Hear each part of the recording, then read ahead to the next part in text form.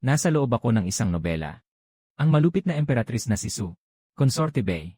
Nahuli ako ng emperador na nakikipagtalik. Hindi aabot ng 3 kabanata ang life ko. Nataranta ang kapatid ko. Napakaangkop ng dating mo, mahal na hari. Ako ay likas na may pagkadyosa. At lalo pa akong minamahal ng mahal na hari. Ako ang may-ari ng harem na ito. Kaya natural lang na ipagtanggol ko ang mahal na hari. Sinusubok ko lang ang pagkatao ng kapatid ko. Kung kahit ganitong maliit na hirap ay hindi niya kayanin. Paano pa siya tatayo sa harem balang araw? Para sa ikaalala ng mahal na hari. Buti na lang hindi mo ako binigo. Wronger. Punta ka. Kunin mo sa bodega ng palasyo ang pulseras na phoenix at ang 8 hiyas na ginintuan. Ihandog iyon kay Consorte Bay. Ibig sabihin, regalo iyon ng dating emperador. Ang salita ko. Hindi mo ba maintindihan? Lene. Kaya pala ganoon. Ang direksyon pala ni Consortex yan. Ang bida pala ay si Bayuero. Ako lang pala ang taga-ayos sa likod ng kamera. Sayang at akin na ngayon ang script. Lumapit ka rito, kapatid ko. Yenan, tama nga. Simula ngayon, dapat kang sumang-ayon sa akin sa lahat ng bagay. At alagaan mong mabuti si mahal na hari, naiintindihan mo ba? Nagpapasalamat ang abang lingkod sa biyaya ng reyna. Ayos na, maghiwa-hiwalay na tayo. Kung wala nang kailangan ang mahal na hari, magpapaalam na po ako. CJ. Nakakapagod na ako. Mas matindi pa sa pakikipagpaligsahan sa amo ang gulo ng palasyong ito. Bakit po kayo masyadong mapagpasensya ngayon, inang reyna? Baguhan lang naman ang Consorte Bay. Ayos lang, alam ko ang limitasyon ko. Magdala ka ng tubig. Ang dating may-ari ng katawan na ito ay mukhang galing sa pamilyang may mataas na katayuan. Pero hindi yata gumagana ang utak. Napakarami ng mga nagsisisikang magkalaban. Kinamumuhian ito ng emperador. Masyadong mahina ang katawan na ito. Unahing ayusin ang kailangang ayusin. Ililigtas ko ang buhay ko, tapos hihiga na lang ako ng payapa. Ano ngayon? May nilagay palang lason ang punong manggagamot ng palasyo sa tonic na palihim na ipinapasok ni Wang sa inyong iniinom na pampakalma. Sa inyo pong iniinom araw-araw na pampakalma. Nilagyan ng isang mabagal na lason. Naipon na ang lason sa paglipas ng mga buwan at araw. Matagal nang nakapasok sa 5 ninyong laman loob at 6 na bituka. Sabi niya, mukhang kaunti na lang ang natitira mong mga araw. Buti naman. Talagang ayos. Wronger, punta ka. Kunin mo rito ang set ng karayom ko.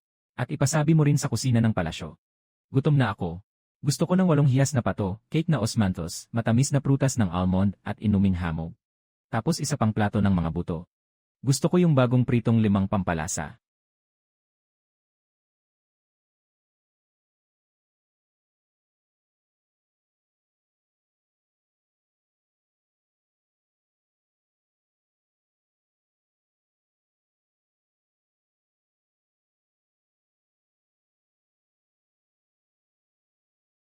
Ibig sabihin, malinis ang hapunan ngayong gabi. Kailan pa ba, inang reyna? Paano pa kayo magkakaganasang kumain? Ang tao ay bakal din, ang pagkain ay bakal din. Kahit gaano kalaki ang problema, kailangan munang mabusog bago harapin. Hindi ko na yata kakayanin ang lasong ito. Wronger. Ipagbigay alam mo sa punong manggagamot ng kusina ng palasyo, si Wang. Sabihin mong wala akong ganang kumain. Bukas ng hapon, isama mo ang pinakapaborito niyang. Naghihintay ang alagad sa kusina ng palasyo ng Fengluan. Ako mismo ang magtuturo. Sumusunod po ang alipin.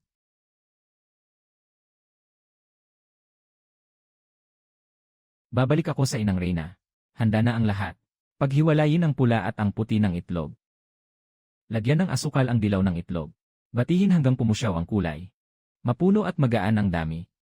Lagyan din ng asukal ang puti ng itlog at paluin. Paluin hanggang makabuo ng matigas at matulis na dulo. Gawin mong parang mascarpone. Yung malambot na keso mula sa pinakuluang gatas at krema. Haluing maigi hanggang pantay. Tikman ninyo. Mahalin ko, ito na yata ang pagkain ng langit. Wronger. Magpadala ng isang bahagi sa palasyo ng inang reyna. Tapos ang pinakamalaking bahagi nito. Ibigay sa punong bating sa kusina ng palasyo na ang pangalan ay Xiao Laizi. Para makatanggap siya ng kaunting ginhawa at makabalik dito para mag-ulat.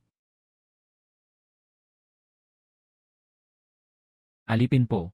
Ako po ay humihiling ng pagtalima sa kagalang-galang na reyna. Masarap ba ang paborito mong matamis? Masarap. Sobrang sarap. Sa dami ng taon na nandito ang alipin sa palasyo. Ngayon lang ako nakatikim ng ganitong kasarap na pagkain. Gusto ko itong kainin araw-araw. Gusto rin ng alipin na matupad ang panaginip na yan. Ayos. Mula ngayon, ikaw na ang bahala sa mga lakad ko. Ang naririnig at nakikita mo sa palasyo. Anumang mahalaga o maliit. Isa-isang iulat mo sa akin. Sa labas, kumakalat pa ang sabi-sabi na ang emperador ay biglang napatunaw sa isang sulyap ng isang magandang babae. Nabuo na ng mga tao ang kung ano-anong kwento. Tinatawag pa siyang mapang-aping emperador na mapusok sa mga paborito niya. Sobra na yan. Paano mangyayari na dahil lang sa isang babae ay paparusahan ng isang prinsipe na may hawak na mabigat na hukbo? Maliban na lang kung nagloko ang utak niya.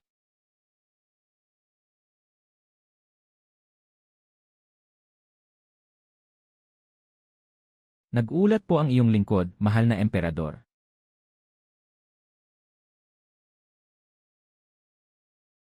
Hindi masama ang kwento. Bigyan siya. Pero, mas gusto kong marinig kung ano ang tingin ng reyna sa utak na nagloko. Mahal na emperador, inaapi po ninyo ang inyong lingkod. Ang tinutukoy po ng iyong lingkod ay ang emperador sa loob ng kwentong bayan. Hindi po kayo. Sa kwentong bayan po iyon. Mga dukha at mapagkunwari ang nag-imbento niyan. Niloloko nila ang mga musmos at walang alam. Saan ba nila malalaman ang tunay na puso ng isang pinuno? Ang tunay na mabuting pinuno, tumutimbang ng patas at marunong. Nagpapanatili ng balanse sa kaharian. Mabuti man sa harem. Mabuti rin sa korte. Isa lang siyang piyesa sa kanyang kamay.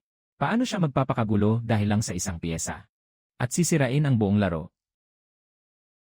Tama ang sabi mo. Sa pagtatanghal bukas sa pagdiriwang ng gitnang taglagas, sasama ang reyna sa akin sa pagharap. Sumusunod po ang iyong lingkod. Kinabukasan, sa gitna ng paligsahan.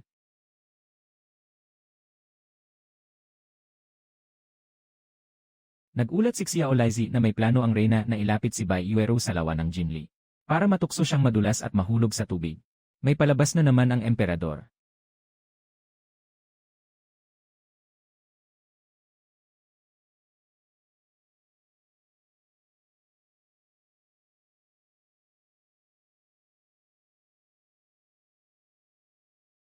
Kumagat sa tsismis. Kumakain ng isang pirasong pakwan.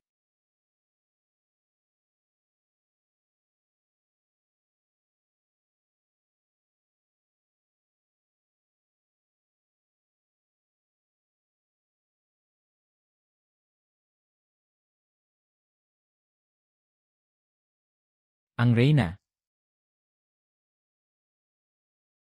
Mukhang hawak ng reyna ng mahigpit ang palabas ngayong gabi. Na parang nasa palad lang niya. Ang harem na ito ay parang malaking entablado. Araw-araw may bagong palabas na isinasagawa. Mahal na emperador. Gusto mo bang malaman kung anong susunod sa kalahating bahagi?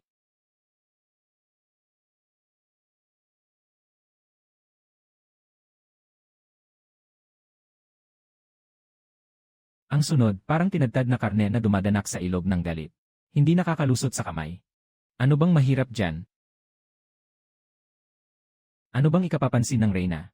Wala akong masabi sa taas ko. May isa akong ideya, mahal ko. Mahal ko, maghanap po kayo ng dahilan para ipatapon siya sa piitan. Tapos palakarin pa ang usap-usapan. Sabihin na gusto niyang sumbong ang mga kasama niya. Para madagdagan ang parusa at parangal. Sa oras na yon, sa tingin niyo ba gusto ng mga kasama niya na iligtas siya? O gusto na lang siyang manahimik habang buhay? Ayos ah. Hindi tama ang ugali ni Zhou Yanyi. Ipadala sa piitan.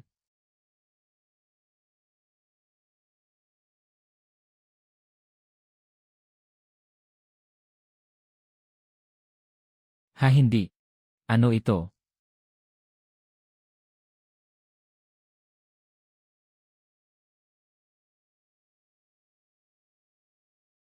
Hindi pwede. Ang huling mangkok na ito ay para sa akin. Mahal na reyna. Bulong ng Dr. Wang. Bawasan po ninyo ang matatamis at malagkit. Ayoko, ayoko. Kakain ako.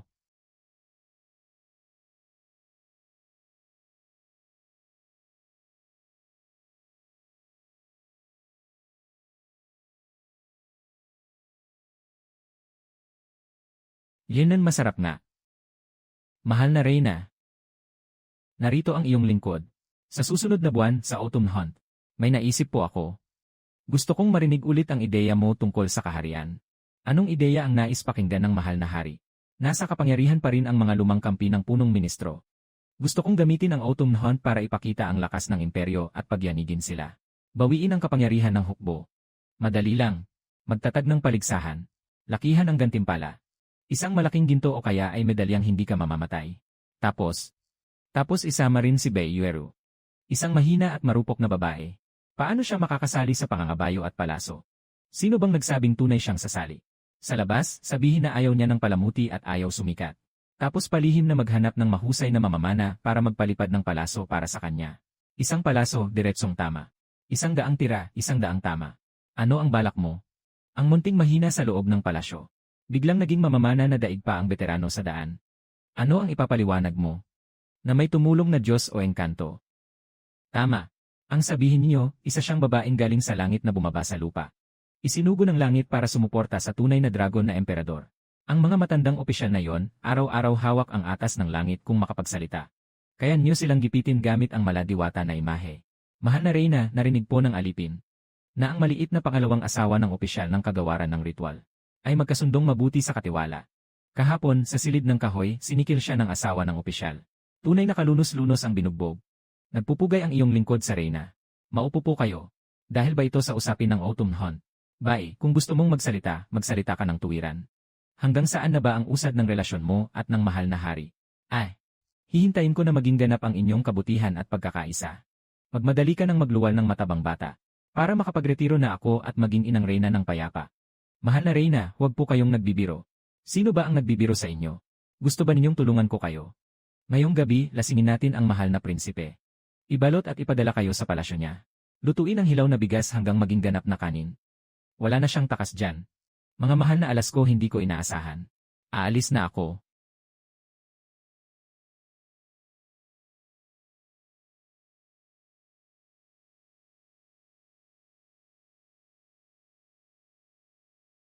Tingnan mo nga ang bantay na yon.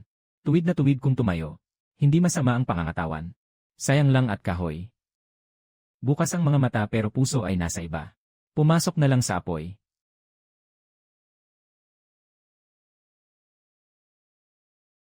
Hindi pa ako matutulungan ng Reyna sa pagtanggap sa akin.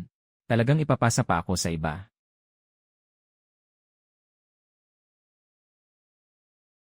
Bakit ang asong emperador na ito, naglalakad pero walang ingay?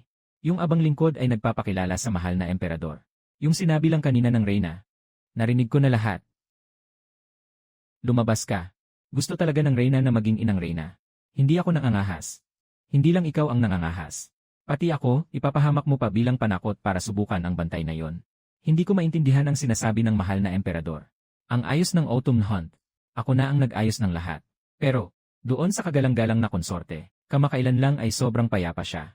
Pagkatapos ng aberya sa handaan sa palasyo. Araw-araw na lang siyang nagkukulong sa palasyo at nagdadasal. 12 oras nang nakatitig sa palasyo ng konsortex yan. Pero kapag may kaunting galaw sa hangin, agad na nagre-report. Kapag may kakaibang nangyari, tiyak na may masamang binabalak. Autumn Hunt. Ngayong Autumn Hunt, ang unang makakapitas ng ulo ng usa. Bibigyan ng amuleto ng palaso na nagliligtas sa kamatayan. Sumasali rin si Beiyuero.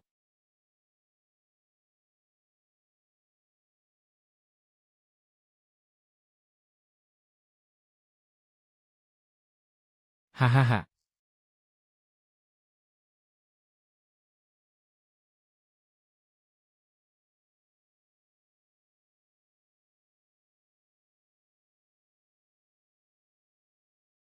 Ito ang babaeng ipinadala ng langit.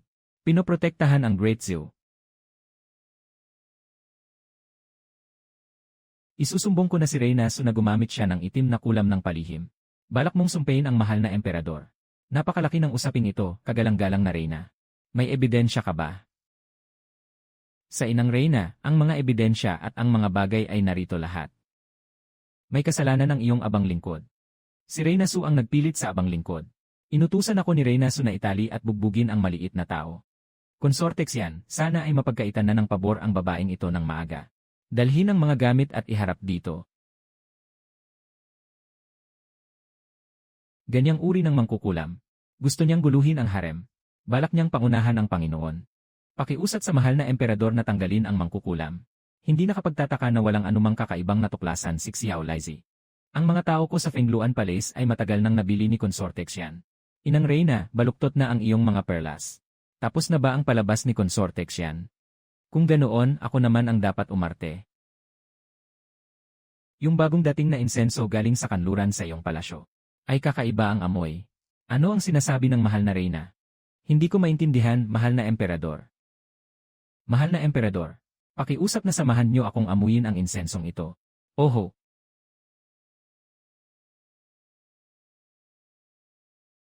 Magbigay galang sa mahal na emperador. Inang Reyna, sa pabango ng Consorte Xian, ginagamit niya ang ganitong insensong pampakalma. Ang insensong ito ay espesyalidad mula sa kanluran. May kakaibang amoy. Sa buong harem, si Consorte Xian lang ang may ganitong klase. Ang isang karaniwang katulong. Paano makakahawak ng pampalakang ginagamit lang sa mataas na pwesto? Na tanging mga handog para sa mahal na ginang lang ang maaaring gamitin. Paano naman niya iyon mailalagay ng eksakto sa? Ang amoy ay naiwan sa munting alalay na iyon. Maliban na lang kung ang munting alalay na ito ay hindi naman talaga. Mula sa Fengluan Palace. Kundi lagi ka lang kinukupkop at inaalagaan. Hindi mo na naman tatabla ng takasiyan. Nga ba, pero paano naman maipapaliwanag ang sinulid sa katawan ng batang ito? Mahal na emperador. Ito ang tala ng buwanang pamimili ng tanggapan ng paglalabas sa palasyo. Malinaw na nakasulat sa itaas. Ng loob ng palasyo ng kagalang-galang na Consorte Xian. Minsan pa nga, 100 piraso ang binili. Nang itim na sinulid na ulap para sa paghingi ng biyaya at pagpapaalis ng masamang espiritu. At ang sinulid na ito ay kaparehong-kapareho ng ginamit sa katawan ng batang ito. Hindi ako. Siya yon. Dapat lang na mamatay ang alilamong ito. Nagsinungaling ang alilamong ito. Si kagalang-galang na Consorte Xian po. Si kagalang-galang na Consorte Xian po ang nag-utos sa alilamong ito. Sinabi niyang kapag nagtagumpay ito, bibigyan niya ng malaking halaga ang alilamong ito. At palalabasin pa ako sa palasyo. At sabi pa raw niya, tiyak na mapapatumba ng mahikang iyon ang Reyna. Huwag ka nang matakot. Mga tauhan, dalhin si Consorte Xian pababa. Ibilanggo sa malamig na palasyo. Walang pahintulot ko. Hindi siya pwedeng humakbang kahit isang hakbang. Maawa na po kayo, mahal na emperador. Maawa na po kayo, mahal na emperador. Bilis, tingnan mo muna kung handa na ang inihaw na tupa sa kusina ng imperyo. Kung patatagalin pa, malulutong pa ang balat niyan. Pati ang aking inihaw na pato ay lalamig na.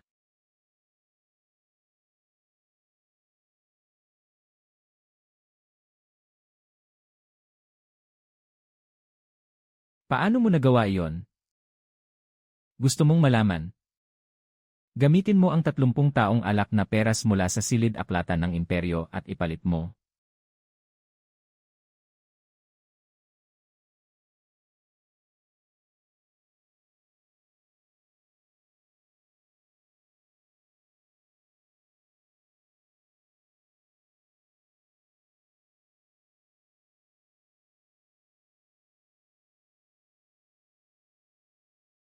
Mahal na emperador, hindi ba naghanda ang kusina ng imperyo ng pananghalian para sa inyo? Naghanda po, pero pakiramdam ng emperador, mas masarap ang mga luto ng Reyna kaysa sa iba.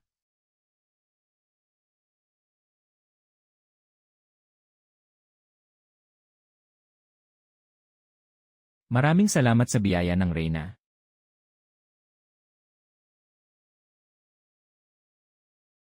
May nangyaring kawili-wiling pangyayari ngayong umaga. Mangyaring pumasok kayo. Ginoong Ministro ng Kagawaran ng Bahayli. At si Ginoong Zhang ng Kagawaran ng Hukbo ay nagbitiw ng pusong puno ng di mapigilang galit. Pero sobra siyang na-excite. Hindi na niya nasikmura ang sarili. Nalaglag ang pustiso niya. Tapos ano? Eksakto at sakto pa. Napadpad mismo sa sombrero ng opisyal sa harap ng punong tagapagsuri ng mga dokumento. Hahaha.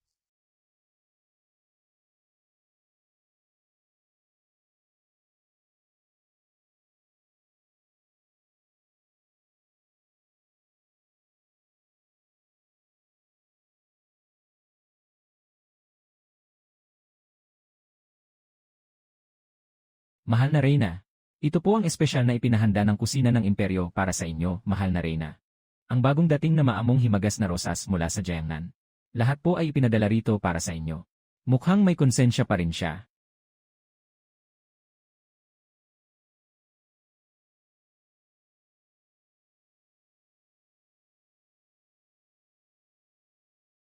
Ikaw nga talaga.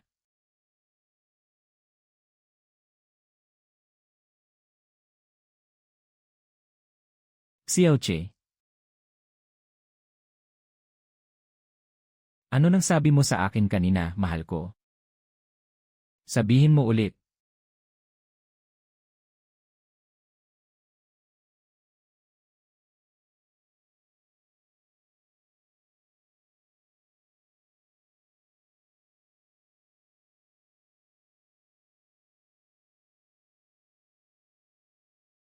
Noong isang araw, may isang opisyal na nagsabi sa akin na marunong magsulat ng tula ang aso niya. Kaya pinalayas ko siya. Tapos, ang talino pala ng reyna ko. Hindi ko pa nga siya pinasusulat ng tula. Ang aso niya, ano ang pinanghahawakan? Hahaha. Kasama ni Kinyan ka. Do ko lang napagtanto na si Xiaoche pala. Hindi yung emperador na palaging mataas at mayabang.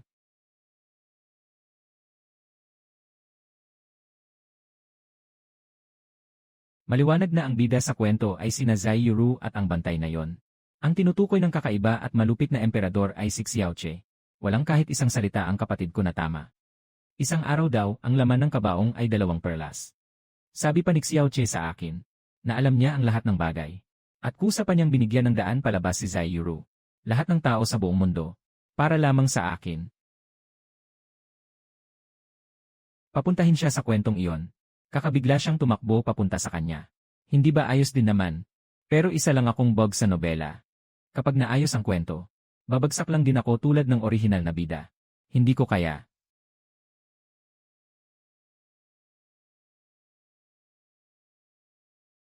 Mahal na Panginoon, alam mo yan. Hindi kami mula sa iisang mundo.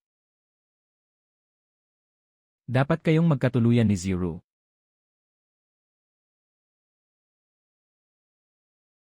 Kayo ni Zero ang mga bida.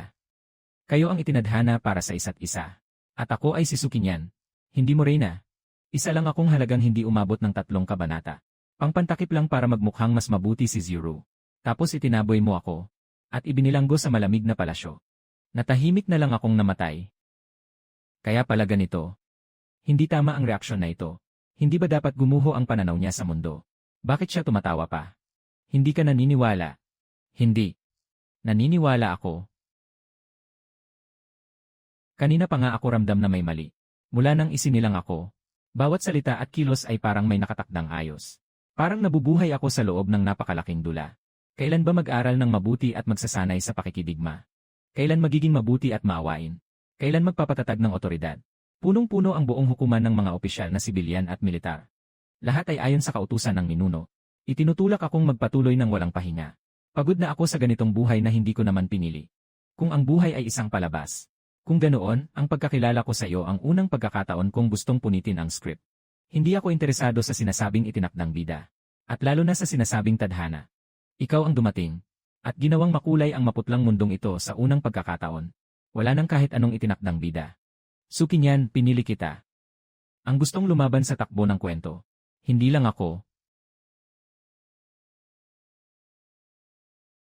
Ibalik mo sa akin ang aking pato at peras na bulaklak. Ayos, ibinabalik ko sa iyo ang lahat. Ngayon, wala na ang kwento. Ang reyna ko. Gusto mo bang gumawa ng bagong kwento kasama ko?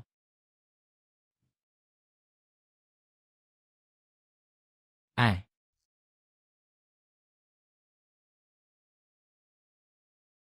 Pinapatawag kayo agad ng inang reyna sa palasyo ng Xi'an. Sabi ay may mahalagang usapan. Narinig ko na si Reyna ay kakaiba raw kamakailan. Hindi lang ginawang entablado ang palasyo ng Fengluan, kundi pati ang mga pasya sa hukuman ay nais na rin niyang makialam. Sa taglagas na pangangaso. Bumababa ang Diyosa sa lupa. Reyna, napakalakas ng loob mo. Nangahas ka pang gawing. Ang mga lupain at kabisera ng estado ay palaruan ng mga alitan sa harem mo. Nagagalit ang inang Reyna. Talagang inosente at walang alam ang isang ito. Ngunit naglakas loob akong itanong sa inang Reyna. Ano ang naging bunga? Magandang salita pero nakalalason ang kahulugan. Inang Reyna, ako ang may pasimuno sa bagay na ito. Walang kinalaman ang Reyna. Mahusay ang Reyna. Ako ang tapat niyang tagapayo. Tumahimik ka. Hindi ka pa nga nasasabi ng dalaga. Tinalikuran niyang Reyna. Malamig na napabayaan sa harem. Ngayon, pati ang paghawak sa politika ay ginagawang palabas na lang. Ano ba talaga ang ipinainom niya sa iyo at nabulag ang isip mo? Tama lahat ng sinabi ninyo, Inang Reyna. Ngunit bilang Reyna, dalawa lang ang tungkulin ko, mahal na Reyna. Unang tungkulin, alagaan ng maayos ang harem. Ikalawa, pagsilbihan ng maayos ang mahal na hari. Ngayon ay tahimik ang harem. Araw-araw pong mahimbing ang tulog ninyo, mahal na hari. At ang ganang kumain nyo, bukas na bukas. Aminado ako, mahusay kong natupad ang dalawang iye na ito. Tungkol naman sa mga aliping galit sa akin. Isa lang naman iyong biro habang kasama ko ang mahal na hari para maibsan ang init. Ang hari po ay anak ng langit. Pinagniningning ng banal na liwanag. Ang pasya niya ay siya ring nararapat. Paano ako magiging salita lamang at makakahiling na baguhin yon? Ang ikinababahala ninyo ay siguro ang pagiging mapagpalako at ang pagyayabang. Nanghihimasok sa pamamahala. Pero sa totoo lang, wala akong interes sa mga agawan ng kapangyarihan. Hindi ko talaga gusto ang ganyang drama. Napakasimple lang ng hangarin ko. Gusto ko lang manatiling payapa sa palasyo at magtimpla ng bagong putahe. At makinig sa mga chismis at usap-usapan sa labas ng palasyo. Saka ko palang masasabing kontento na ako. Kung hindi kayo naniniwala, pwede ko namang ibahagi sa Inang Reyna. Ang bagong chismis na kakarating lang. Ituring ninyong pampagaan lang ng loob. Yung opisyal na nabasag ang ngipin ng kabayong panga. Ang asawa pala niya ay kilalang mataray. Pinarusahan siya at pinayukod sa patio ng 3 oras. May ganito palang nangyari. Tiyak na totoo ito. Alam po ba ninyo? Dahil lang sa naglingon ng isang beses ang opisyal sa isang mang-aawit sa labas.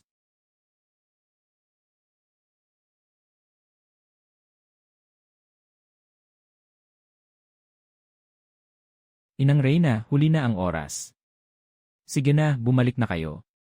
Reyna, ang mga chismis mo. Bukas mo na ikwento sa akin. Sumusunod po ang inyong lingkod. Sa wakas, nalusutan din. Ikaw din ang tawag ko roon ay nilusutan. Mukhang hindi ka na makakaalis sa hula ko sa inyo mula ngayon. Tahimik lang. Salamat sa'yo. Salamat sa pagharap mo sa Inang Reyna para sa akin.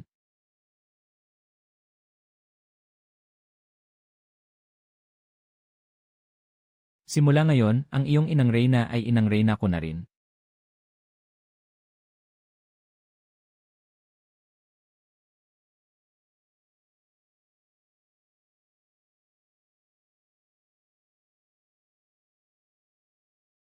Tahimik ka nga, seryoso ka ba talaga? Matagal ko nang sinabi yon. Ang hangarin ko lang ay maging isang batikang Inang Reyna. Sino ba ang nag-udyok sa iyong makipagmatigasan? Nasira tuloy ang plano ko. Kaya ang susunod na tatahakin ko sa buhay, tayo na lang ang gagawa. CJ. Mula ngayon, ang gusto mong pamumuhay. Sasamahan kitang ipamuhay iyon.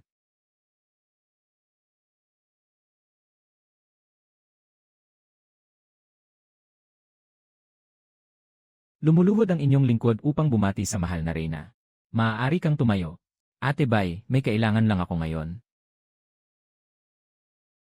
Mahal na Reyna, nakikiusap akong palayain niyo ako mula sa palasyo. Naisip ko na. CJ, hindi ako nababagay dito.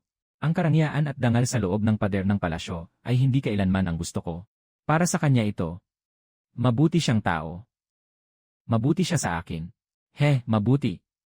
Handa na ang palasyong ito. Hindi lang yan. Gagawin pa kitang maayos at marangal na ipadadala palayo. Pumunta sa akin ngayon si Bayuero. Gusto niyang umalis sa palasyo. Kung masaya ka, ayos lang. Sa kagandahan, talino at kabutihang asal ko. Hayaan mo siyang umalis sa palasyo. Pinagkakalooban ko siya ng titulong prinsesa ng kapayapaan. Ipinagkaloob ang kasal sa punong bantay ng mga bantay na nagkamit ng malaking merito, si Lin Feng. Ginagantimpalaan ng gintong 2,000 tile. 100 ektarya ng matabang lupa. 3 lugar sa palasyo.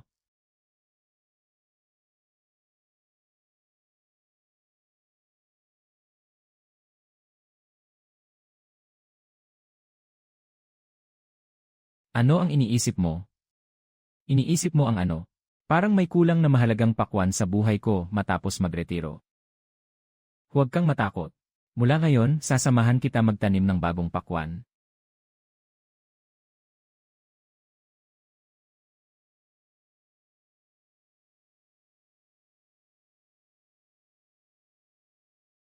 Kinyan, kumain ka na ng 3 piraso ngayong araw. Sabi ni Dr. Wang, nakakaumay at nakakabigat ang bagay na ito. Hindi dapat susobra sa pagkain. Kakain lang ako ng huling kagat. Huling kagat na.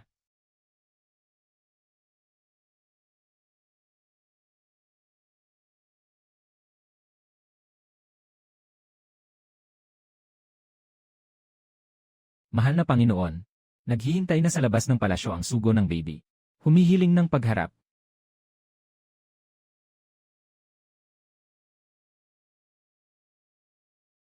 Ipahayag.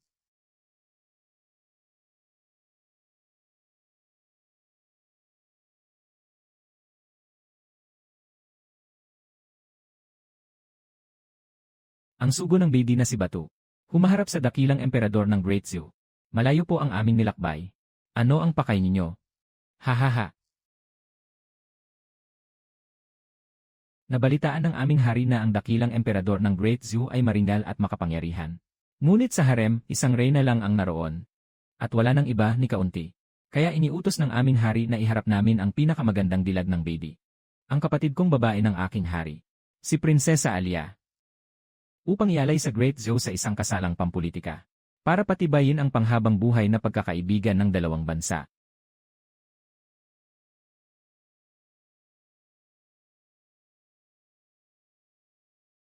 Kasalang pampulitika. Hindi ba't itong pakwan mismo ang kusa ng lumapit sa pintuan?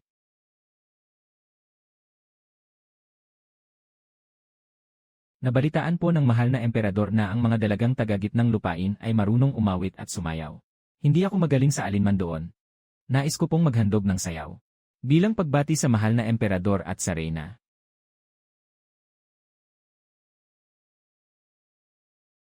Ayos na ayos.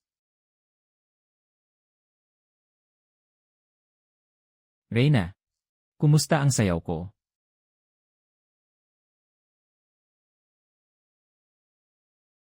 Hindi masama. Maganda ang hubog ng bewang mo, tingin pa lang ay alam nang mabubuo ang gulo. Hahaha. Ikaw. Mahal na emperador, tingnan niyo ang palda niya. Ikot ng ikot na parang suso. Nahihilo na ako habang pinapanood. At pati musika. Kalansing ng kalansing. Sobrang ingay, sumasakit ang ulo ko. Mas mabuti pang pakinggan ang pagkukwento ni Xiao Laizi, mas masarap sa pandinig. Sa tingin ko rin, mas mainam pa ang mga merienda sa palasyo ng reyna. Lanan. Ang labanang pampalasyong ito, alin ang mas mahalaga kaysa sa masarap na pagkain? Mga ginang at ginoo. Ito ang pinakaprestihiyosong inihaw na buong baka ng baby. Kasama ang mamasa-masang alak na gatas ng kabayo. Mangyaring magsaya po kayo.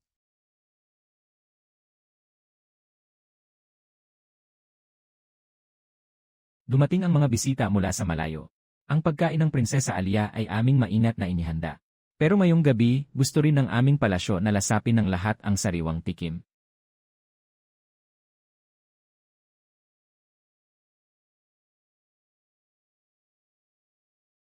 Anong klaseng paraan ng pagkain yan?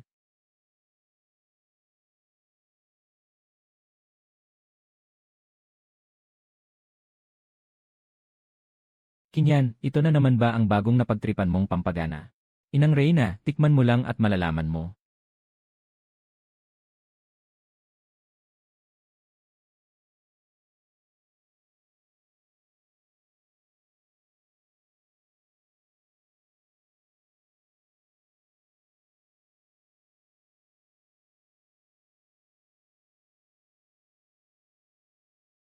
Ang sarap ng lasa.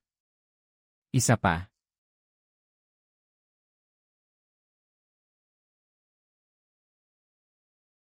Hahaha. Naku, ang karne ng tupa na ito, kahit isang bahid ng lansa wala. Sobrang busog ang tokwa sa sabaw. Talagang masarap talaga. Reyna, paano po ba ninyo hinahalo ang sausawang ito? Turuan niyo rin kami.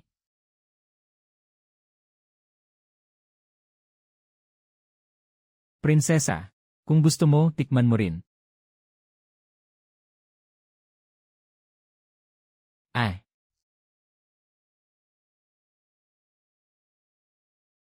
ang sarap pala ng karne ng baka na ito.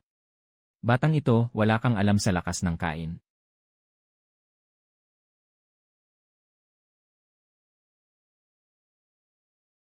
Sa totoo lang, itong Prinsesa Alia. ay matagal nang may gusto sa isang lalaki sa Bedi. Ang sarili niyang bantay. Isang binatang galing sa damuhan na ang pangalan ay Aguda. Sa pag-asawang ito, ang hari ng Bedi ay para paghiwalayin silang dalawa at mapagbigyan ng pakikipag-alyansa ng Great Zoo. Ang lahat ng paandar ni Alia sa palasyo, pataas pababa, iba-iba pa ang pakulo, ay hindi para agawin ang atensyon kundi para lang magpahamak sa sarili. Gusto niyang gawing isang eskandalosong sirang imahe ang sarili niya. Para kamuhian siya ng emperador ng Great Zoo. At siya na mismo ang humingi ng diborsyo. Sa ganito, pwede na siyang malinaw at maayos na makabalik sa damuhan. At makapiling ang kanyang aguda ng walang sagabal. Ay grabe, mas malaki pa pala ang iniisip niya kaysa sa kalabasa. Ang plot twist na to, mas exciting pa kaysa sa kahit anong masyadong dominante at pogi na si emperador at nakakakilig na konsorte. Mahal na emperador, ang chismis ay mainit na mainit. Ha? Anong klaseng chika na naman? Hindi naman talaga pupunta rito ang prinsesang Bedi para agawin ang puso mo. Matagal na niyang gusto ang isang lalaki sa Bedi. Gulatin ang mundo. Sinasabi mong pinahirapan niya ang sarili niya ng ganito. Para lang ipamuhat ko siya. Tama. Ang prinsesang ito ay hindi humahawak ng masamang palasong babae na papel, kundi papel ng babaeng bida na puno ng pagdurusa. Ang talino ko, nilampaso niya kasama ng hari ng Bedi. At dinikdik sa lupa. Hahaha. Mahal na emperador, pasya ko na, tutulungan ko siya. Tutulungan. Ang ganitong nakakaantig na kwento ng pag-ibig. Paano naman tayo upo lang at magpapakanyutal? Ako mismo ang bababa ng entablado at magiging matchmaker. Nawa ang dalawang nagmamahalan ay tuluyang magkatuluyan. Saya ng mga mahilig sa chismis. Talagang alam ng marunong manghuli ng chika. Mabuti. Sasama ako sayo. Prinsesa, ang mga pagtatanghal ba sa damuhan nyo ay ganito rin kasabi? Mas malaya ang mga programa sa damuhan.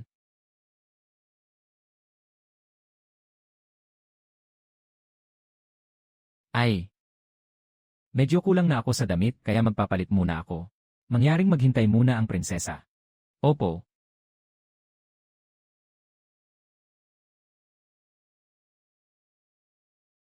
Aguda. Prinsesa, wala akong silbi. Hindi kita mapoprotektahan. Huwag mong sisihin ang sarili mo. Kasalanan ito ng kuya ko. Kasalanan ito ng kuya ko. Ay, kawawa naman. Tignan mo ang tapang ng mga matang iyon. Mukhang natapos na niyang sabihin ang mga linya niya. Hindi pa, hindi pa. Hindi pa dumarating ang tindi ng eksena. Prinsesa, hintayin mo ako. Gagawa ako ng paraan para mailabas kita rito. Hindi pwede, masyadong delikado. Nasa loob tayo ng imperial na palasyo. Mabagsik ang mga bantay dito. Para sa iyo, handa akong kahit ano. Yenan, hindi naman masama ang linya. May dating. Ay. Sobra na ang nainom ng prinsesa. Bilisan niyo at dalhin siyang magpahinga.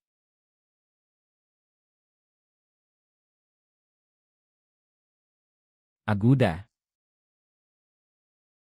Talagang hindi ako mapakali. Mas mabuti pang sumama ka sa akin at tingnan mo. Opo, Inang Reyna. Yaoe. Aguda. Sama mo ako umalis. Aray. Ay naku, ano ba ang nangyari sa prinsesa?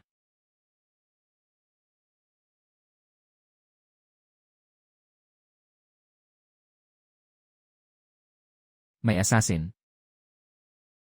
Assassin. Ay. Ikaw na walang hiya. Ang kapal ng mukha mo. Wala itong kinalaman sa prinsesa. Ako ang humanga sa prinsesa. Mukhang nasa gulo ang puso. Paglusob sa palasyo sa gabi. Patayin o balatan. Bahala na kayo kung ano ang parusa. Ang bait naman ng paghanga. May maglabas sa akin dito at saka ako tatadtarin sa labas. Huwag, kuya. Hindi mo siya pwedeng patayin. Ako ang nagpaunta sa kanya. Tunay ang pag-ibig namin. Pakiusap, tapusin mo na kami. Mahal na hari, kulang ako sa disiplina. Nagmumukha lang po kayong katawa-tawa. Titiyakin kong may paliwanag po ako sa inyo tungkol dito. Hindi na kailangan, Ginoong Bato. Ang pilit na kalabasa, hindi matamis. Kung totoo ngang nagmamahalan ang prinsesa at ang bantay na ito, paano ko pa magagampanan ang papel ko bilang masamang tao na winawasak ang kasal? Ang ibig po ba ninyo na itigil na lang ang kasalang ito? Pero hindi pwedeng maapektuhan ang ugnayan ng Imperyong Great Zoo at ng tribong baby. Narinig kong sagana sa magagandang kabayo ang baby. Samantalang ang mga porselana, seda, at kasangkapang ginto ng Great Zoo ay walang kapantay. Hindi ba mas mabuti kung magpalit tayo ng kasal at gawing ugnayang pangkalakalan? Buksan ang kalakalan sa hangganan. Sa ganitong paraan, mapapakinabangan ang mga mamamayan ng dalawang bansa. At lalo pang titibay ang ugnayan natin. Hindi ba pareho pang magiging maganda ang lahat?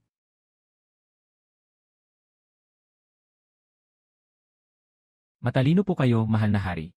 Kung nalaman ito ng aking hari, tiyak na pahahalagahan niya ang inyong bukas palad na puso. Inang Reyna, salamat sa iyo. Kung hindi dahil sa iyo, baka matagal na akong nangamoy dito sa loob ng malalim na palasyong ito. Hindi na kailangan pang humaba ang usapan, sis. Nasa loob ang sangkap ng hotpot. Sausawan ng maanghang na hotpot. At ilang bagong script na galing mismo sa gitnang kapatagan. Dalhin mo iyan pabalik, sapat na para matikman nyo. At sapat na rin para pagsismisan sandali. Alia. Hehe, hahaha.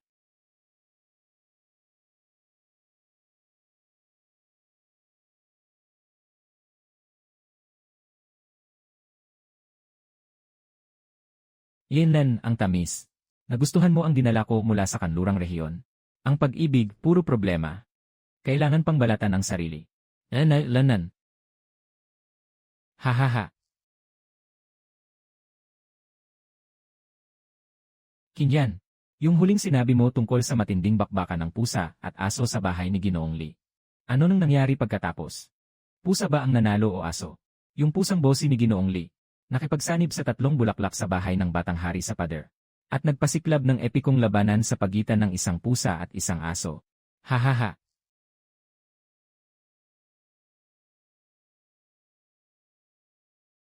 Xiaoche, sa tingin mo ba magpapatuloy pa tayo ng ganito?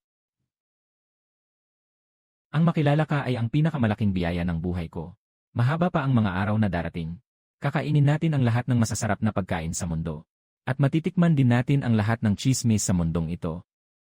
Ang pinakamasaya ay ang makatagpo ng isang taong handang makipagbasag ng script sa akin. At magsulat ng bagong kabanata. Siguro ito na ang pinakamalaki kong nakain. At pinakamatamis na chismis.